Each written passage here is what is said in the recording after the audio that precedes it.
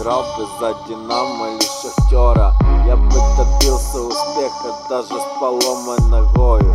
Говорил тренер, нам говорил всем пацанам: ты по мячу так ударь, чтоб загнулся воротарь.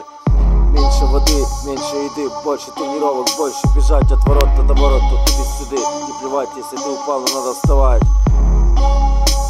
Мяч выхватывать, больше голов нам забивать. Пора забывать.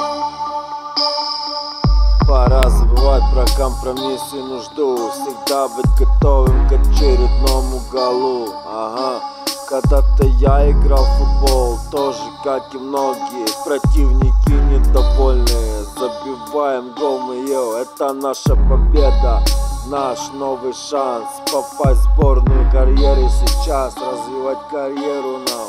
Спасибо тренеру и вам, футболистам, пацанам. Давно я не играл в футбол, Ростик, тебе салам, братан. Если дни на войне, дальше бы играли мы в футбол. Но все, кроме меня, кто был в команде, погибли давно. Но наш футбол в воспоминаниях не забыть нам никогда. Не вспоминаю там на небе, там на небесах. А я сижу здесь в пансионате и смотрю футбол. Играют Шахтер и Динамо, пока что 0-0.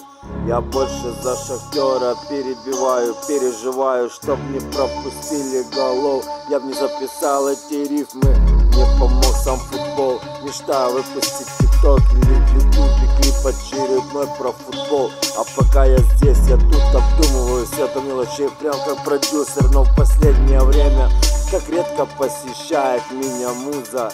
Я не в поисках богатства, с душой богат. Но все, как я, в поисках стабильности. 100 крат, как всегда, выкупай, бро, этот рэп, так как это наша жизнь. В футболе все бывает, как и в жизни, у нас все будет заебись.